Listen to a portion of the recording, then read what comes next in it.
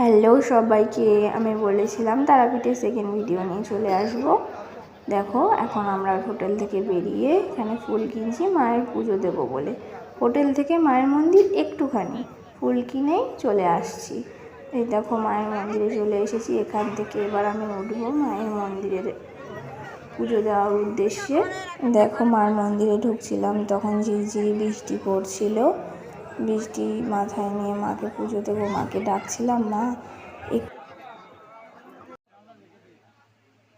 মাকে পুজো দেওয়ার জন্য যেখান থেকে ডালা নেব সেখানে আমরা সবাই বসে নাম গোত্র ঠিক করছিলাম। তারপরে ডালা নিয়ে মাকে পুজো দেওয়ার জন্য এই দেখো লাইনে দাঁড়িয়ে পড়েছি। এইটা 1000 টাকার লাইন, এক একজন মাথা পিছু 1000 টাকা। তাও দেখো কত ভিড়, শ্রাবণ মাস বলে কথা। এখানে মাকে আলতা দিয়ে চরণে দর্শন করার জন্য গর্ভগৃহে ঢুকছি। আমি তো মাকে দর্শন করছি, তোমরাও মাকে আমার সাথে সাথে দর্শন করে নাও।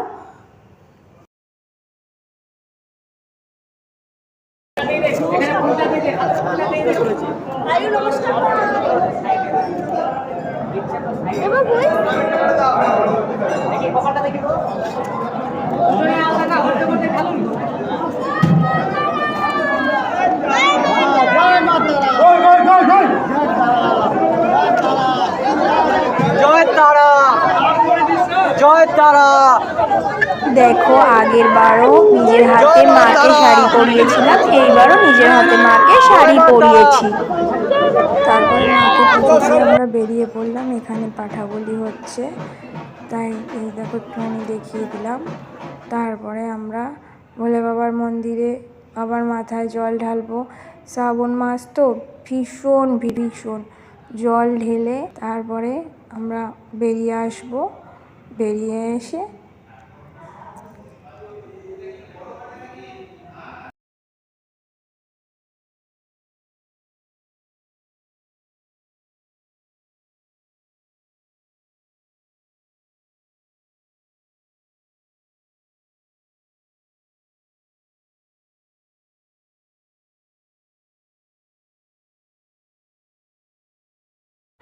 দেখো এখানে কত ঠেলাঠেলি হচ্ছে। জয় ভোলেনাথ বাবা, তোমার মাথায় জল ঢাললাম শ্রাবণ মাসে।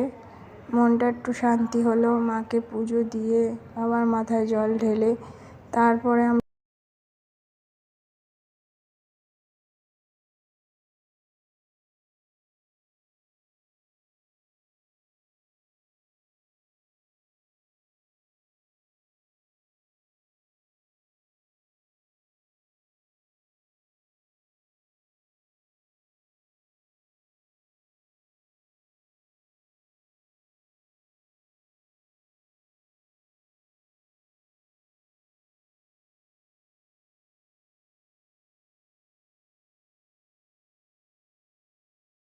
বাবা ভোলানাথের মাথায় জল ঢেলে এখান থেকে বেরিয়ে যেখান থেকে পুজোর ডালা কিনেছিলাম ওখানে গেলাম। গিয়ে আমার বাবা ছেলে হাতে সুতো বাঁধলো, বেঁধে তারপর এখান থেকে হোটেলে রওনা।